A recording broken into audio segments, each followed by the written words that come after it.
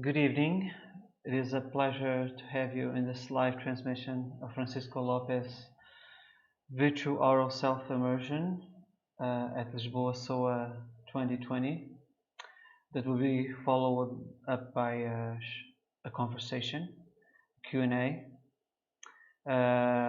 This is a concert made for headphones, so we ask any of you that still listen to this transmission without a pair of headphones to go and pick them up in order to experience the work in its full force. Also, and by request of the artist, try to close your eyes or listen to this experience in the dark. My name is Rui Chaves and I'm a sound studies scholar focusing on Brazilian sound art, and I will be mediating after this performance a Q&A with Francisco. We will be taking some questions from the YouTube chat. One thing to note is that this was originally thought just as a talk, but by Francisco suggestion we decided to include a performance, the aforementioned VirtuAural Self-Immersion, which is short, around 20 minutes in terms of Francisco regular practice. This is all. See you in a bit.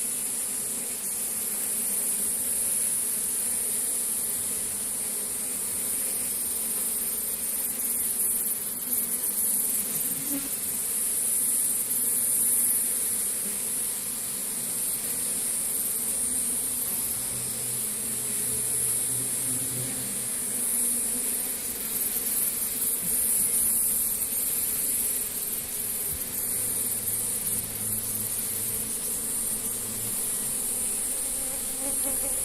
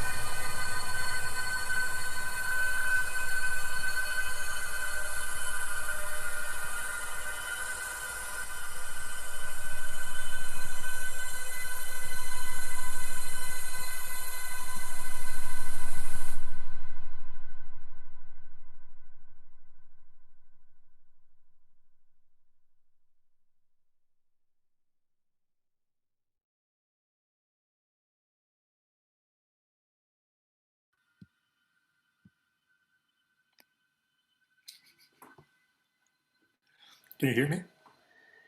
Yeah, I can hear you, but you can't hear me. Just give me a second. And can you hear me now? Okay. Yep. Thank you, Francisco, for that performance. Thank you for your help. It was really, really lovely. Start right off the bat with a common question. I think one of the perhaps overlooked aspects of your performance practice is how you enable individuals to participate in other ways of assembling together as a collective. I mean, when I guess performances were possible pre-pandemic era, there was also kind of a design element to how you used to um, uh, put the audience around you Yep. and the special kind of disposition of the speakers. Could you comment on the importance of this assembly of listening bodies, although we obviously nowadays can't share the same physical space? Was this one of the guiding forces behind VirtuAural Self-Immersion? Also, feel free to expand on your other motivations behind the creation of this work, and also the issue of a duration, which is one thing that I know that the audience, that this type of duration is usually not something that you will go for in a performance. Right. Well, obviously, we're dealing with the challenges of having to, adapt. There's always challenges. There's always been challenges, and no matter what you do, no matter what kind of space, real, physical, or virtual, there's always challenges, and I take challenges as interesting, you know, factors into to design and to construct an experience. I am very profoundly interested in listening. I'm very profoundly interested in exploring sound from the inside, and in being in sound, and in having an experience of the world that it is dramatically transformed by the dedication to listening, as it would be for dedication for other purposes. But to me, sound, as it is for some other people who have a very strong intuitive connection with sound, a very emotional and a very profound connection with sound, it is a very strong force. It's an amazing gate to access many things that have to do with ourselves and with the way we understand our relationship with the world. So to me, the construction of the experience and the details and the care in arranging an experience for an audience, but also for myself, are very relevant elements. I'm very careful about all those different things. I don't see this as a question of control. I don't think it's a matter of me willing to control everything. I don't like to control, everything around me. I think it has more to do with providing or offering a particular kind of again, experience that is not only about listening sound as something that comes to you, but um, finding ways of introducing yourself inside that sound. The term immersive, now everything is immersion. It's been the past few years in particular, there's a lot of talk about immersions, a lot of virtual reality, and so on and so forth. Um, there are different ideas about what immersion is or can be, or the relevance of immersion. I feel that I've been working with immersion for many years, and I have my own personal idea of what is relevant about immersion. When pre-pandemic, and hopefully not in the distant future again, we were able, and I hope we'll be able to do again, um, sharing a physical space with an audience and being in a physical space together. I always try to arrange a situation where first there are no visual elements. I am personally not interested in working with visual elements in my performances, and instead I provide blindfolds for the audience. These blindfolds are voluntary um, elements of the performance, and the collective aspect of sharing that together as a voluntary act of first refusing to temporarily not using the visual sense, which, as we all know, is very predominant for us humans. Um, that combined with a collective sort of compromise, voluntary engagement in listening collectively, um, and that combined with sound systems that are surround sound systems around the audience, and sound systems also adapted to the different spaces.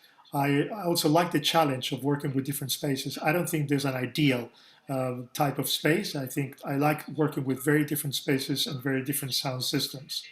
So working with that live means not just arranging those elements, but also doing the performance, being able to listen to the space, listen to the sound system, listen to everything that is happening in that at that moment, and being able to live react to all of those things. Mm-hmm. So my work in a live performance is very reactive in that sense, and I consider what I do to be very site specific in that sense. Mm-hmm.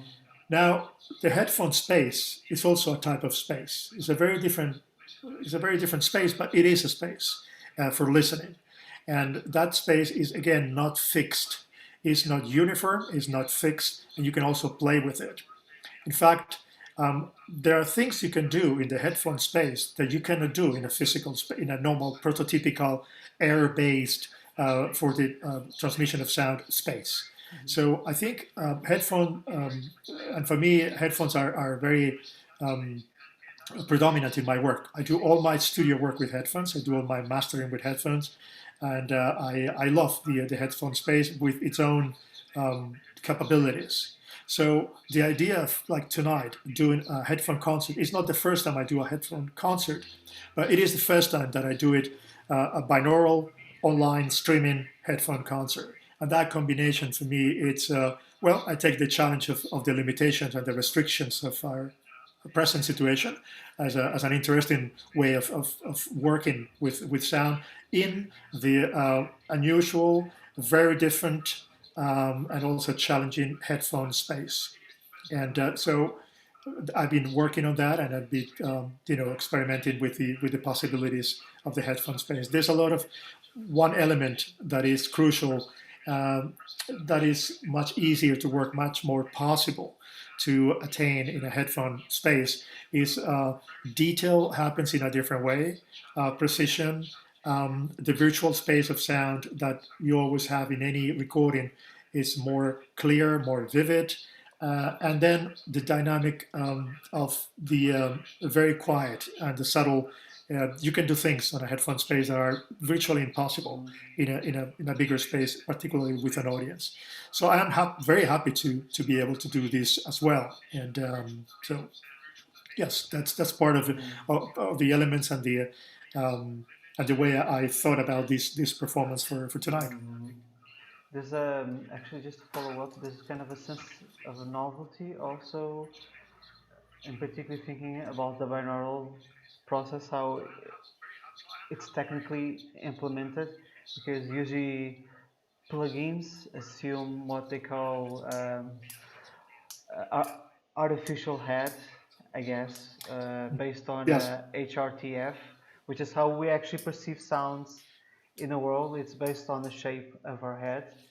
So we have this kind of virtual body that's kind of mediating your work. Is this something that it's kind of new in your work? How do you feel about the usage of binaural? Because it does create that space, but it's based on this idea of technically trying to reproduce a virtual body in order for that kind of spatialization to occur. How do you feel about kind of that mediating element?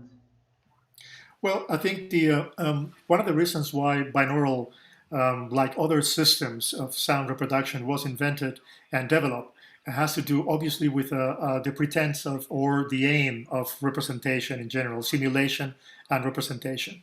These two things, representation and simulation, are classic ways of looking at recording sound and reproducing sound. The paradox here for me is that I am not interested in representation personally. I'm interested on a very mundane sense and a very daily simplified or simplistic sense. We all need representation. We all use representation. This conversation we have now through video is based on the principle of representation. We can recognize faces. We can understand language, words being spoken. All of this is representation. In fact, we live at a time of hyper mega representation. Everything is representation today. The more telecommunication we have, the more representation we have, and the more simulation we have of reality. Now, this is a natural thing to do for us, and most media are understood as media of representation. But media in general, and in the case of recording sound and reproducing sound in particular in this conversation, do many of the things. When we record a sound, we not only have a possible representation of reality, we not only have a memory element of reality. This is not only about documenting reality or reproducing reality and simulating reality. I think that aspect of recording, reproducing sound, and same thing with images, is one possible aspect, perhaps the most immediate and the most natural for most people with media, but it's certainly not the only one, and in my opinion, not the most interesting one. I think representation tends to obscure other connections to reality, other connections to the world, which in my opinion are deeper, more profound, more intimate, and more important. So representation in general acts against this connection to the world. And in a recording, in a sound recording, we have many other things. And in fact, we have things that when the game that you're playing, when what you're doing with listening to a recording is not just trying to identify what you hear, what you recognize, what you understand in the most daily sense of the word, then you discover that there is this thing called sound matter. There's this more not abstract, but more diffused, not semantical aspect of the fabric of reality. And I'm talking about things that technically people will describe like the texture sound, the features of sound, the frequency, the dynamics. Those are very technical terms, but they relate to an attempt to describe with language properties of the things that we experience in reality that are not semantic, that are not representational, that are not symbolic, they are not iconic. And all of those things are there. This is not, they're all there and they're perceivable by anyone. So this is no strange way of looking at the world. This is no strange way of listening to things. It's actually a very common, we all can do it. The question is that when we experience the listening, what are we expecting to hear? So when you, coming back to the beginning, when you think of binaural, my use of binaural doesn't aim to reproduce any imaginable reality. I'm not trying to reproduce an experience of being in a place, for example, which is what is most commonly done with binaural or with virtual reality for that matter. And I like to say, and I've said this many times over the past few years, I believe that what we really need today is not virtual reality. We need real virtuality. This is what we need. It's sort of the reverse. We all know it's virtual. So we don't need we have that illusion all the time. And we have had virtual reality since the beginning of cinema, since the beginning of photography, etc., etc. Of course, it's different today. Of course, that is clear. But I think we accept the temporary suspension of disbelief to believe that we are somewhere and in this virtual reality. So I'm much more interested in having a good quality virtuality, very strong, very potent, very real virtuality, much more than in having any virtual reality. I think it's sort of a reversal of the understanding of the same tools. So using the same tools, using the same microphone, using the same camera, using the same headphones, with the potential for doing a number of different things. And those things have to do with connecting with the world, not with disconnecting from the world. This is, for me, crucial. So to finish this off in a way that a lot of people will be familiar with, a lot of people will refer to this kind of work with sound as abstract sound. When you cannot recognize what it is, you have no idea what the sound is, you say it is an abstract sound. Well, the reality of it is that it's exactly the opposite. when we say the sound of a frog, for example, um, that is an abstraction. There's no such a thing as the sound of a frog. There is there is a million different types of sounds of the same frog in the same space. There's any sound that we refer by means of a symbolic indexical connection, like saying the sound of a dog barking, a telephone ringing. All of those things are abstractions of reality. What we deal with, the problem, the difficulty for us is to deal with the concrete, with the specific, not with the abstractions. Abstractions are easy and natural for us.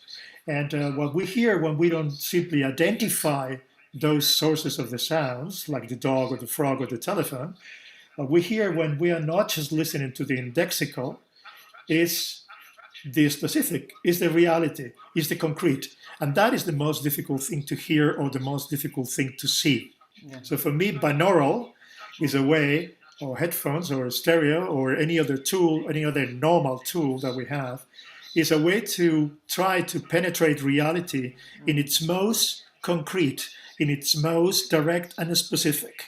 The most difficult thing to see, the most difficult thing to hear is that thing that is right in front of us. The abstraction is the easy thing, but the concrete is a challenge. And it's a challenge that is right in front of us. You don't need to look for weird sounds in the depths of the ocean or in outer space. The most fascinating, the most mysterious sounds are the ones that are in front of us when we try to listen to them as sounds. Would it fair to then summarize, just to kind of narrow down to the thematic of technology, just to finish this question, that you're more interested about the potential of technology in an experiential sense, in a phenomenological tradition, than thinking about technology as an accurate tool to portray a supposed reality?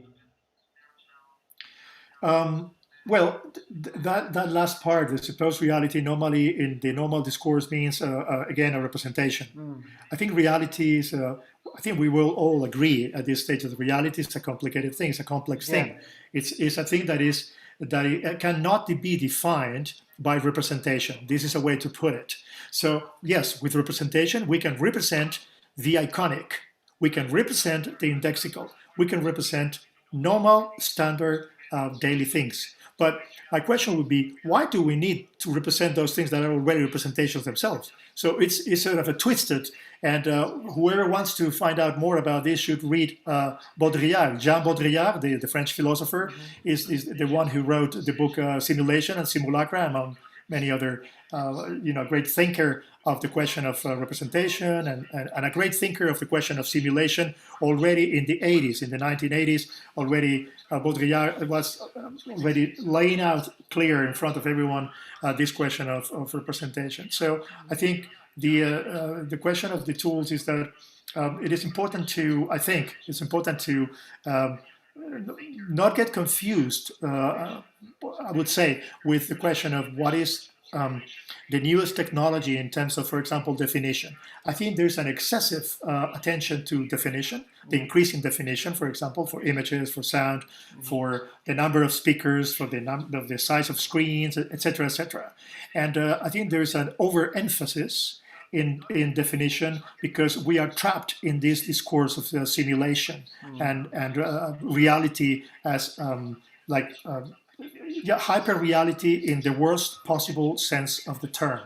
Hyper reality might mean a lot of different things. You might be working with intentional hyper reality for other purposes, but for in the normal discourse of today's understanding of media, I think there is too much attention to things that, yes, they're changing, they're improving resolution. Yes, this is happening, but to me, this is quite irrelevant compared to other things that could happen with technology, with the same technology that we have or that we have had for the past 20, 30, 40 years. So I think the emphasis is in things that are quite frankly a bit superficial. This will be my opinion. Yeah.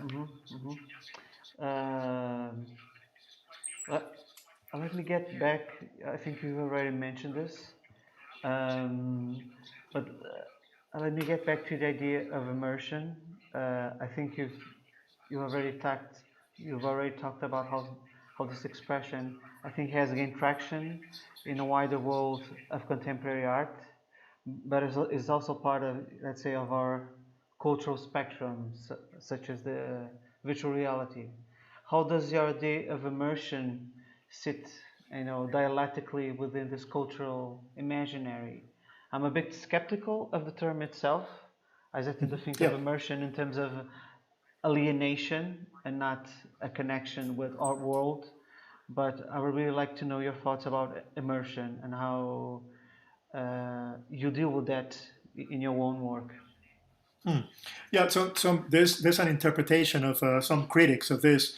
There's an interpretation of immersion as just letting yourself go in, like a sort of new age kind of listening, oblivion and ignorance of reality, and then you just, just like sort of Dionysiac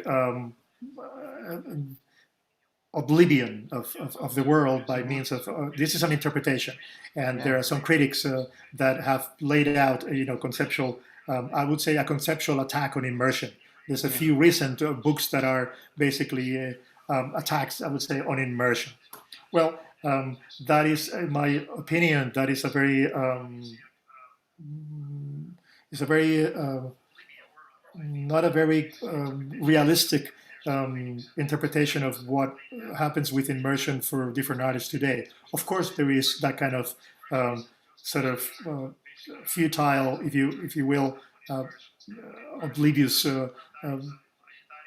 chill out, letting yourself go, new age, whatever. Yes, of course, that's there. But you cannot think of the whole concept of immersion just like that. Mm. It is not like that. There's many examples throughout the entire history of music, both Western and non-Western, since the beginning of time. If you think about it, where different degrees of being in the sound and letting the sound, to sip, letting the sound to create a space, a physical space and a mental space, and requiring from the listener or from the participant of the experience through sound or with sound as a very important element, like any practices that have to do with um, um, uh, the idea of trance, for example, and shamanistic practices and Buddhist use of sound and whether or not that is music, require a very strong,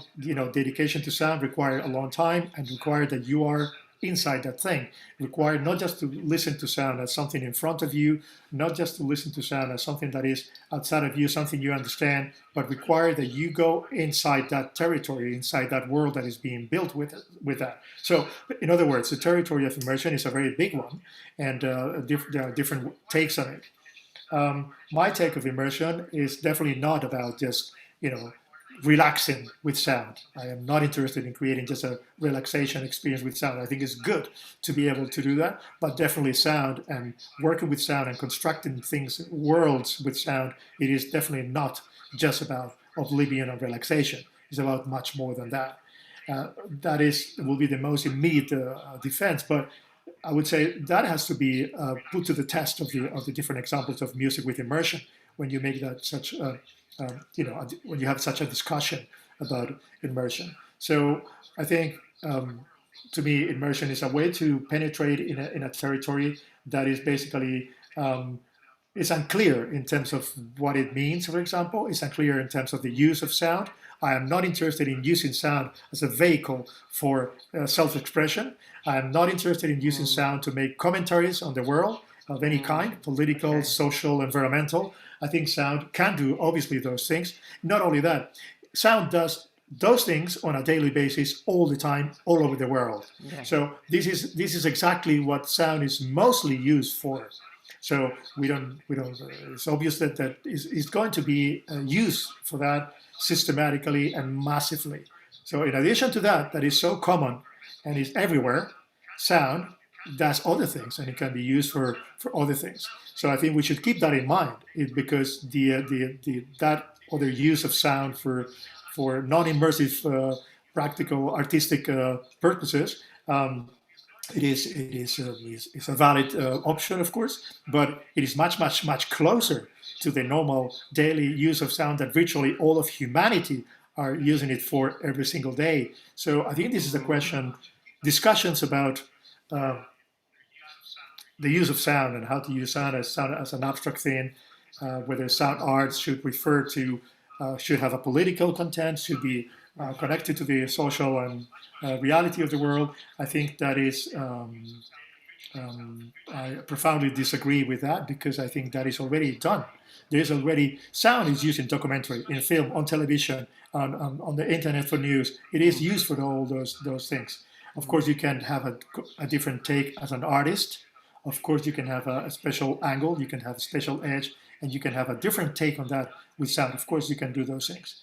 But we should let everyone to the freedom to deal and to work with sound in a number of different ways. And again, I think the difference, the fundamental difference for me, is that um, um, a work with sound that deals with sound in itself Yeah. as a sonic substance, as a matter, like that, Mm-hmm.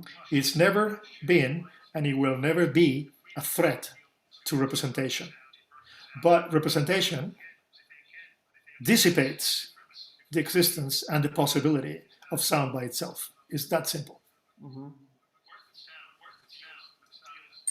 Um, you talked about shamanism in Buddhism while you were talking about immersion, and both of those practices, um, sound is part of a métier that deals with also with the ethics, with the ethical relationships with our world, nature, and with ourselves.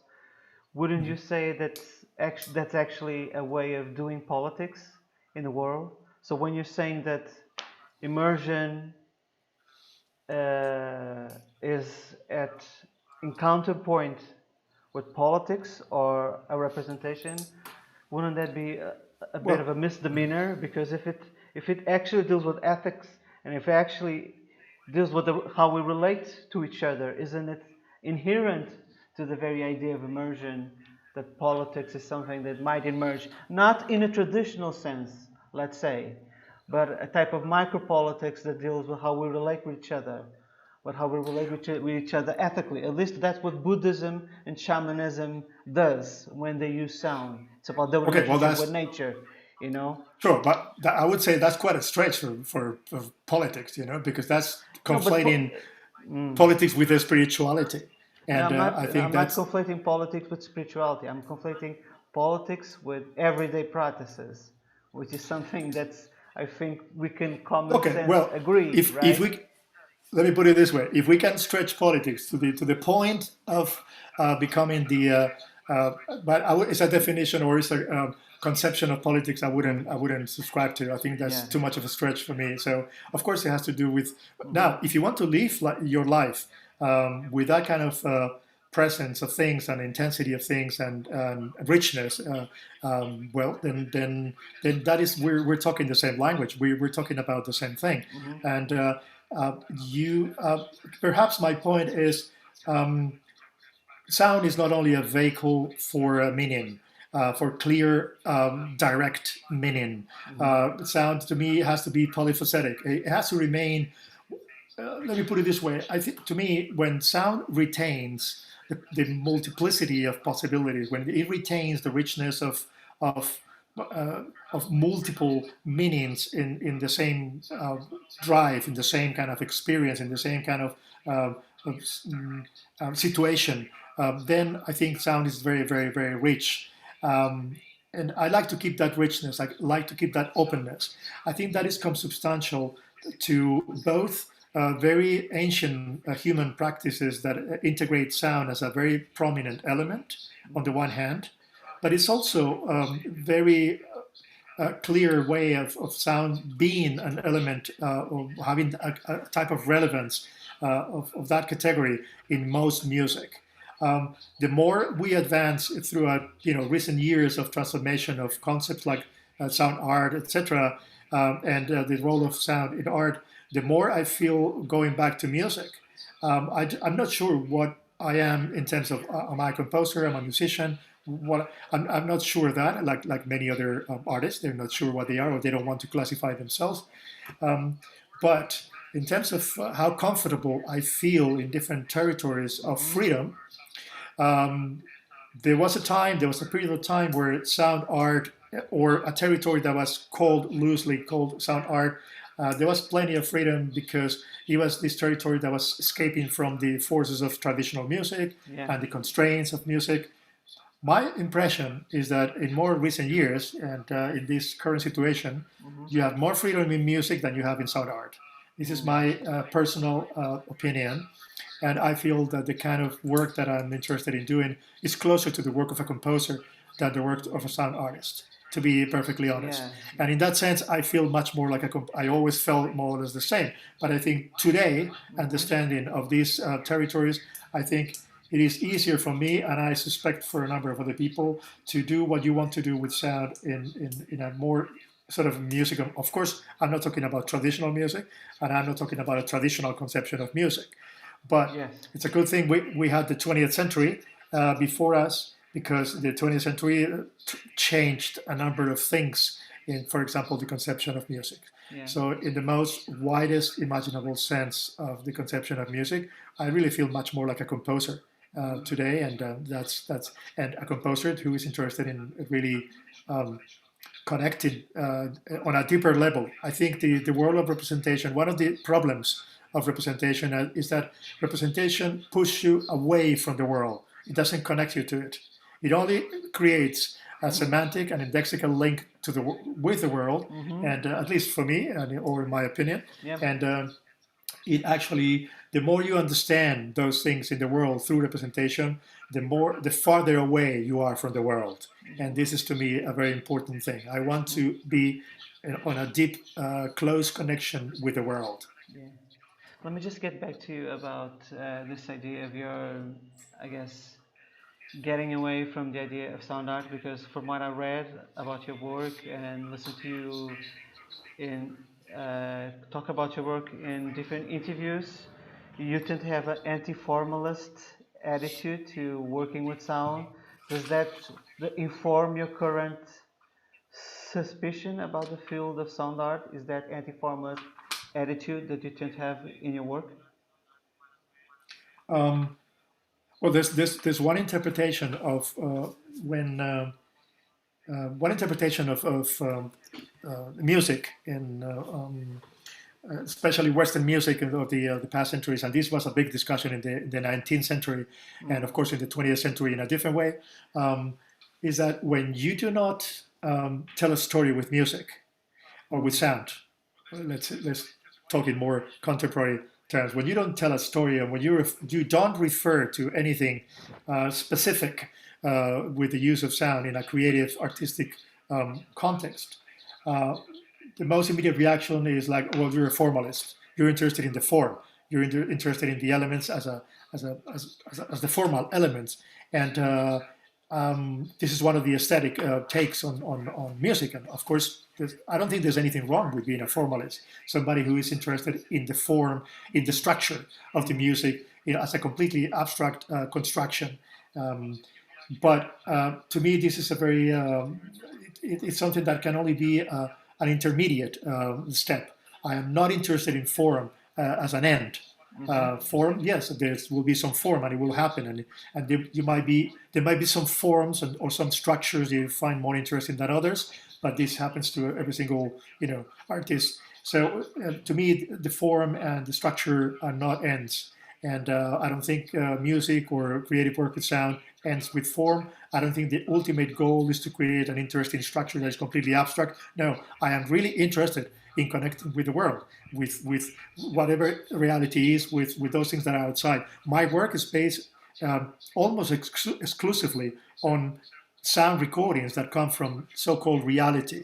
I don't use instruments, and so I am constantly working and connecting and going back and forth in whatever way I do it with that reality. I am constantly confronted with that material. I am constantly experiencing, not only in recording, but also in listening. I am constantly having that interaction with the world. So I am not intending to take those materials and just create a formalist structure that is very beautiful by itself and completely disconnected. I am not interested in that. I think listening and a creative world work with sound, both, let's say, working in the studio and doing something with those materials and actively and profoundly listening, I think those things will change your idea of what the world is. And the world out Okay. there and the world in here, including the world that we create when the world of, for example, the headphone space, coming to the beginning of our conversation, the headphone space world, when that is not a world of simulation, then you also have a world of a phenomenological world Yes. and an ontological world also in your head, because and ontology I think is a crucial element as to counteract representation. Ontology, or the existence of things. What is the substance of reality, and what are the things that we that exist out there, and how do they exist? So all of those questions are very intense questions about an interaction with the world. Yeah. They are not formalist, and they are not just Absolutely. about Yeah. structure. So Yeah. we all work with structure, but it will be interesting only to me, only to the extent that that work will allow you to have an interesting and intense reaction with relationship with the world. I think you said this before that perhaps your praxis is closer. It's closer to an idea of absolute music. Would that be a correct Well, statement? well, that I was trying to, and I am trying when I talk about that absolute music. I'm trying to connect with a discussion that started in the late 18th century, then ramificated throughout the 19th century, and the idea of absolute music. And for anyone interested, is very easy to start finding information, start reading about that idea just by doing a simple search. You will find a lot of information about from philosophers, from most of the philosophers in the 19th century, most of the big philosophers in the 19th century, Schopenhauer, Kant, they in late 18th and 19th century, they dealt with this question and with the question of absolute music. In fact, the question of absolute music basically was sort of a reaction to the operatic use of music in previous centuries.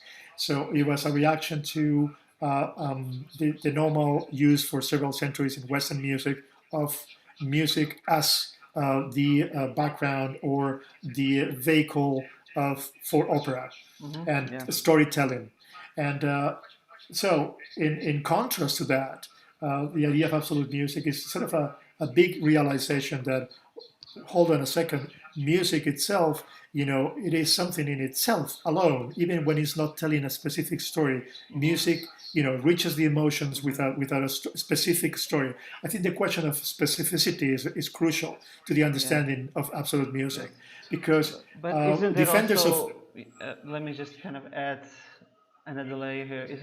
Isn't there also an historicity to absolute music in regards to kind of an idealism, which some people find problematic because it was kind of reproducing the Enlightenment tropes of art as a transformative um, process of the human nature, which is something for me it's uh, for another well, strand of philosophical tradition quite problematic, because idealism is quite good, but without materialism you're just left as a romantic basically, and that's why that era it's called the romantic era, because it was the height of idealism. Do you think that those tropes about self-transformation through art, do you think that they are problematic in terms of the relationship with this kind of absolute music program? Or do you think that they still have some I would, validity in the days that we live now? well, I would look at the virtues of Romanticism, and one of the virtues of Romanticism was to bring the attention of the Western world to nature in that particular way, and of course with all its limitations. And you can always look at the deficiencies of those moments in history, But I tend to look at what I see as a powerful. I'm not reproducing the exact concept of absolute music as it was in the 19th century. I wouldn't be able to do that. But I am taking from that um, I'm making reference to historical moment where, in a very strong way, and not only coming from composers or musicologists or people interested particularly in music, but in fact, in the hands of philosophers and poets, music was elevated to that status. Now, um, I look at the power of such views on music as an interesting force and an interesting aspect of the consideration of music. Now, what is the degree of elevation? To what degree that is possible or real? I think it's a different question, and I will have no problem with idealism as a force that changed a pattern that was existing before, where music was really subservient to other cultural practices. So I think there is a very strong positive, to me, positive element of that of that revolution, and I take that from that historical cultural moment. Um, I want to talk now a bit about your process as a composer, and let me take this opportunity to quote a passage from your Into the Field interview, which is a wonderful book edited by Kathy Lane and Angus Carlyle, which you say and you talk about that your ideas come from the sounds themselves and not from a predetermined compositional plan or to represent a specific narrative. I guess you've talked about these issues while we were having this conversation, but if you want to talk a little bit more about your process, because it's quite fascinating for me. Well, this is what I call sonogenic composition, which is, I think, a self-explanatory term. Sonogenic meaning that, well, sound itself will generate the composition, or composition in the widest imaginable sense. That means, as you just described, not just structure, not just form, but everything. So it is very common, as we all know, to, for example, working with recorded sound, it's very common to have an idea and to put those elements into that idea, or to have a composition or a music and to add those elements. Now, again, there's nothing wrong with doing that. In fact, in general, I don't think there's anything wrong with any imaginable way of creating with sound. But it's a way of working that uses the pre-existing structure or conception of taste or whatever you have of music to place elements that are, instead of an instrument, for example, you put a sound, you place a sound there, or a layer of or a background. Um, um, I like to work with sound in a way that sound suggests things. Sound suggests not just material in a very functional sense, not in a very instrumental sense, but sounds lead the way completely for everything that happens in the composition. Of course, through your subjective and personal taste and ideas, that is there. But I try to, as much as I can, let sound to lead the way, suggesting things. Now, sounds are, again, I repeat, not just the sources of them. The sounds, in fact, sounds are not what the sources that we identify. In fact, I think, coming back to the prototypical example of the sound of a frog, for example, I don't think there's such a thing. I don't think there's the sound of a frog. I don't think frogs have sounds. I think frogs, yes, they produce sounds, and there is other elements in the ecosystem that produce a frog. So a frog is also an effect of something else, and the same way a sound is, yes, it comes from the frog, but is also ontologically a thing in itself. And in that sense, um, when we think of working and letting sound to lead the way, you're letting entities from reality to lead the way, suggesting things. In very technical terms, that might mean that your decisions on how to structure something, how to combine sounds or put them together or not, are actually they come from your listening of the sounds themselves. And there is no such a thing of a sound without an internal virtual space, an internal imaginary space, the way we hear it in reproduction. That means that all sounds contain also their own little space, and that also has an effect on decisions that are creative, compositional decisions. So that's why I think in general, everything I do could qualify as sonogenic composition. It really derives from that through my subjective, perspective. But it is letting the sound to lead the way in everything, not just as the elements, as the material, but also as the structure, the timeline, the everything that you're dealing with to in whatever way you're dealing with sound coming from the sound themselves. I want to shift the discussion to the idea of authorship in your work. At the same visually, let's say from a representational standpoint, I've seen you blindfolded, for instance, in different publications for the Lisboa SOA promotion material. You're using a mask, and correct me if I'm wrong, but it seems that you don't want to get in your way, or to quote how Thomas B. H. Bailey wrote about your work in the Blickboard text, you want to discard the importance of the creator's persona in favor of the actual content. If that is the case, could your stance sometimes be perceived as paradoxical, in the sense that you always set clear guidelines to how you want your work to be presented and heard? Not in an authoritarian way, but you do ask people to close their eyes or wear a blindfold, or sometimes giving choices about if someone wants to access more representational material that accompanies your published work, like La Selva, which, correct me if I'm wrong, there's a note that says if you want to read more about the work you can, but that's up to you. So there's a strong anti-iconoclastic potion also in a work. So how do you see yourself as an author in your work?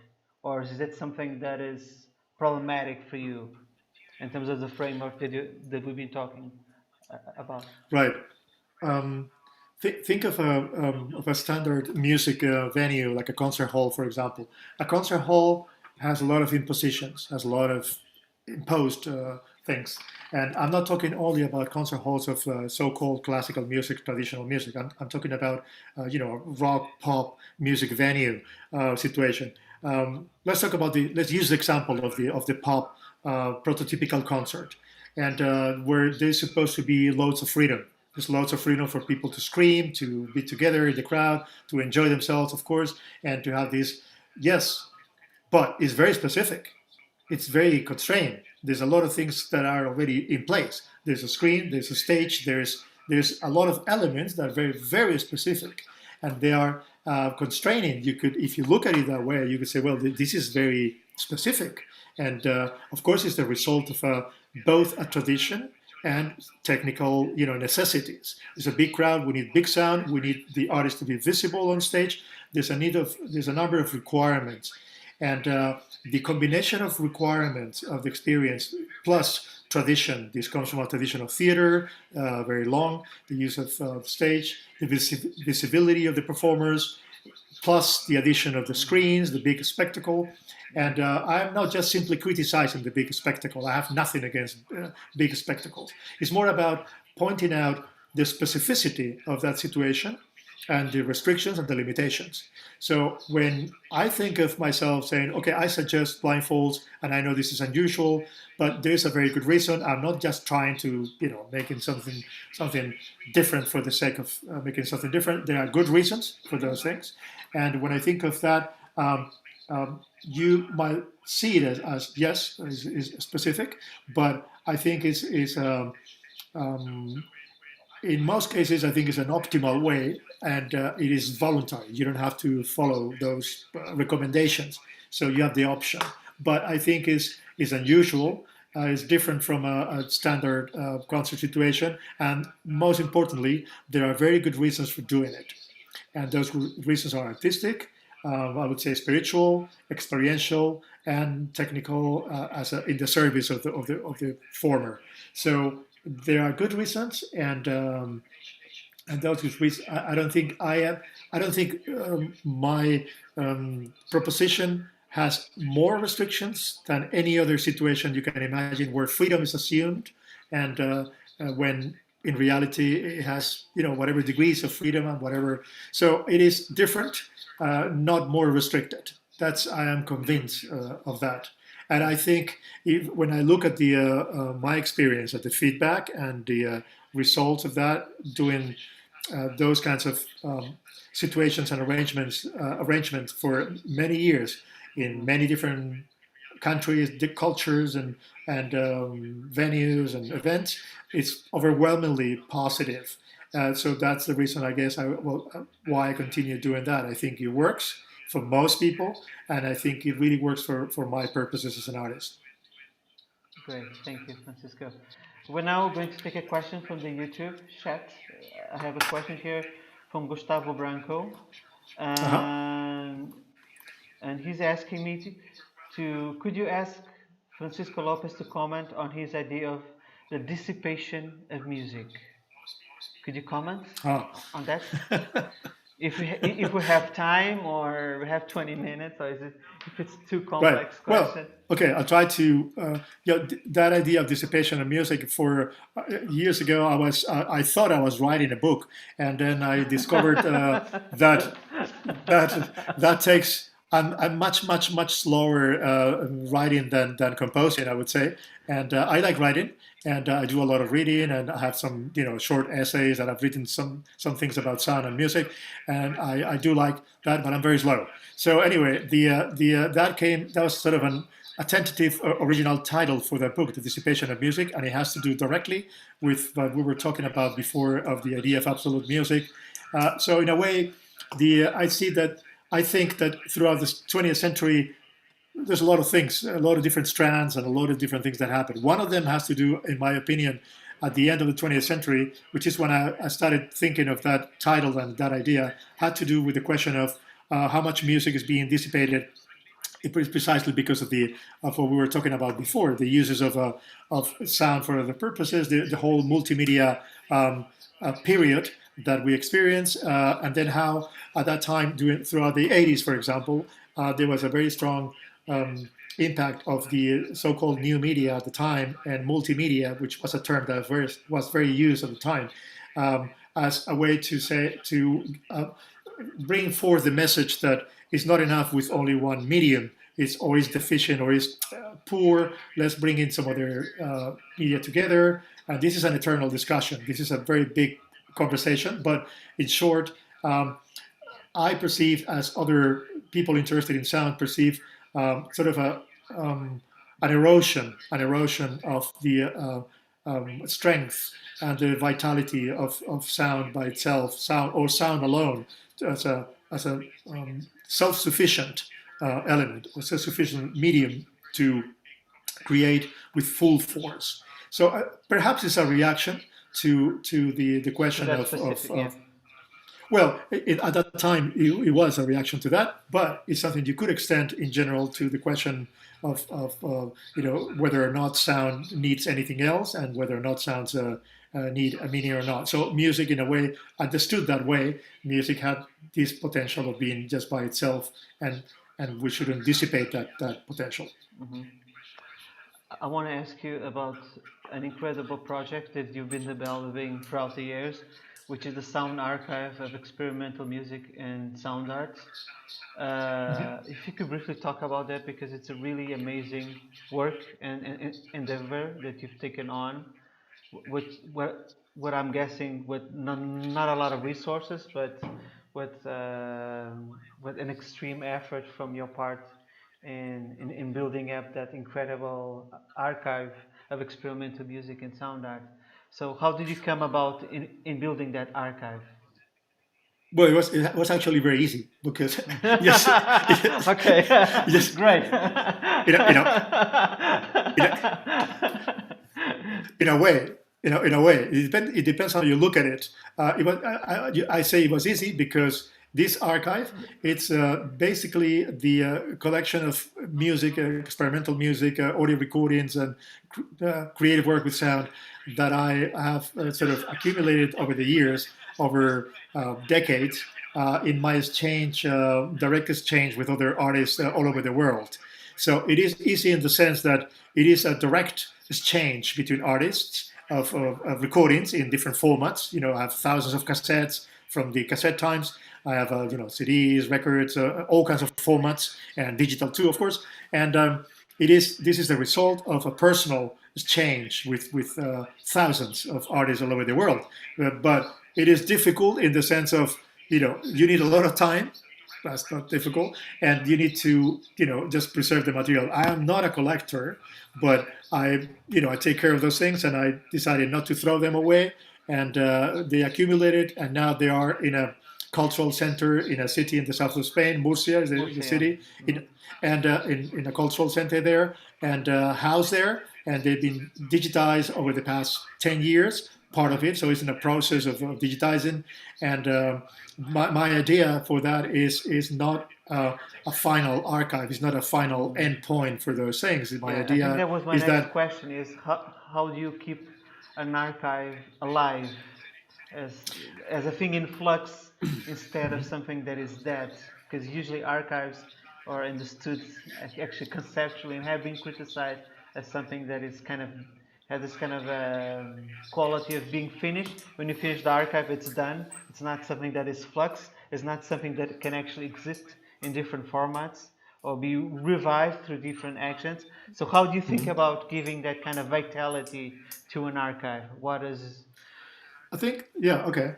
I think the nature of the archive depends on the nature of the person or the people who are taking care of it. It's that simple. So an archive in itself is well, it preserves to the degree that it can preserve certain things, and the nature of the archive, I think you should look at it depending on how you want to understand the reasons for keeping those materials. So some reasons, of course, are historical, documentative, yes, but other reasons have to do with the way we understand, all of us, we understand the living archive that we have constantly in real time coming to us from all angles in the infosphere. The infosphere is sort of a dynamic real-time archive that we have, and we constantly tap in. The internet is an archive that you can go in either more remote times in the past with information that is older, or you can receive the information at different. So it is, it is an archive in a way, of course, and we tap into it and in a number of different ways. So I think the archives are defined by the users or the people who organize and vitalize and dynamize those elements. My interest has always been to dynamize that and to use the archive as a source and as a standing ground for new creation. That's my main interest in any imaginable archive. And this is particularly a point of a very, very relevant point in the case of experimental audio, because it is part of the history of experimental audio to build upon previous existing materials, not only in terms of inspiration, like in all music. Of course, we all live and we compare with the past and we learn from the past. Because, and we... Francisco, correct me if I'm wrong, just a quick side note, because you're collecting not only, let's say, objects like CDs that have music in it, you're collecting objects that think about the object, about the media where music is being played to. So there's some challenges in terms of incorporating it in your archive. But in a natural way, I would say in a natural way, meaning that those are the formats where the music was being delivered and distributed and shared with other people. Today we have, of course, the immaterial format possible, in addition to all of the previous ones. But the particular aspect. So I'm not interested in the objects as other artists are interested in objects and having the sound connected to the objects, or in sounds that produce objects that produce sound in an artistic concept. I am not that kind of artist. I don't have that kind of interest. And so to me, the main reason will be primarily first the sound, And of course, sometimes they come in funny formats or in funny editions. An immense majority of these archive are very, very small editions, artist editions of very few copies made by the artists. And so that is part of the history of this, and is part of the nature of those editions. But coming back to the question of the use of the archive towards the future and the archive as a creative tool, in the case of audio, it is part of the tradition of experimental audio to build upon the actual sonic matter itself for new creation. So recombination, not just remix in the traditional musical sense, but recombination and evolution of sound materials, transforming, and not only as a reference, as a cultural reference, but as the material itself to construct a new thing. In the context of experimental audio, there's no piece that is really finished. There's no work that is finalized completely, because there's a society, there's a community of people that is gigantic, and they feed on this not just as inspiration. We also feed as the direct material itself to degrees of transformation that are way beyond the concept of remix. And this particular aspect, if you think about it, an archive that provides the potential for the future of endless transformation, of endless evolution, starting from those seeds, it's something that is quite unusual to that extent, with that intensity, with that dedication, and with so many people doing it in many other realms of creative practices. So archives can also have that primordial soup character. Yeah, yeah. A final question for Francisco, because we are approaching the end, and I would like to talk to you a bit about the exhibition that you've curated, Audiosphere. I know that you've talked about the problematics of the relationship between politics and art, particularly sound-based art, but with so many kind of dark clouds that are surrounding us. We have climate change, authoritarian governments, we have the pandemic. How does your curatorship of Audiosphere, does it try to attempt to respond to the current world that we live in? Or is it more interested on what happened to sound art in a historical sense? No, it's actually, I'd say that is, in my opinion, this is a very big exhibition in terms of the number of artists involved. It will happen in 2 weeks. It will open in 2 weeks on the 14th, starting on the 14th of October. Depends on the pandemic, because this is happening in Madrid. And Madrid has a very difficult situation again with the pandemic. In principle, this is, of course, going ahead. And it's an exhibition that I've worked on it, that I'm creating, and with the museum, work on it for the past 3 years. And I've dedicated a lot of time to this exhibition. And it's Audiosphere, Social Experimental Music. This is the original title. And it's, in my perspective, it is the main goal of this exhibition is to show to the world of contemporary art that the scale of the phenomenon, or the culture, or the collective realm of experimental audio, whether that is experimental music, you want to call it sound art, you want to call it a number of different names, but definitely not the traditional or the current restricted sense of sound art, but all kinds of practices, creative practices with experimental audio, is gigantic, is immense, and the main actors and the main relevant phenomena, the most important things that have happened in this realm of creative sound are actually, in my opinion, is the socialization, is everything that has become social, pre and post-internet, not as a consequence of internet, not just the simplified, restricted sense of social media of today, but social processes that took place decades ago before the internet. And the exhibition covers basically the period from 1980 until today, 40 years. And those 40 years, approximately half of it is pre-internet and half of it is post-internet. And this division also is not, it has nothing to do with the analog and the digital. I think the division of analog digital is very superficial and almost irrelevant. And this is more about bringing the light into the phenomenon of socialization of the practice of creative audio work. And that's why the exhibition has more than 800 artists from all over the world, from 80 countries in the world.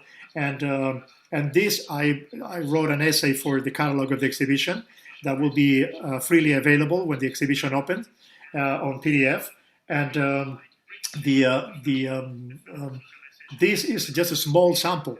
The exhibition is not exhaustive. It doesn't cover. It only covers a small, tiny fraction of the phenomenon. But I try to counteract a trend in recent years in the world of contemporary art, or the environment of contemporary art, where so-called sound art is reduced to always the same names. And honestly, I think it's time to move on from the ABC. We already know the ABC. We already know about Russolo. We already know about John Cage and other figures throughout the 20th century, and that's good, but we need to move forward. And I think the most important thing that happened in the past few decades is not any specific change in technology. It's not the analog digital. It's not the internet, and it's not specific figures, no matter how relevant they might be. It's actually the expansion to society of the creative practice with sound, technically, aesthetically, and ethically. Yes. Thank you so much, Francisco, for your time. Thank you. It was a wonderful conversation. And I also want to thank our audience for their presence. Thank you, everyone, for copying online to streaming to watch this. And of course, thanks to the festival, Lisboa, for the invitation. A pleasure to be in this way with you. I also want to plug in a couple of notes. Our online programming is not over. On Sunday, there will be a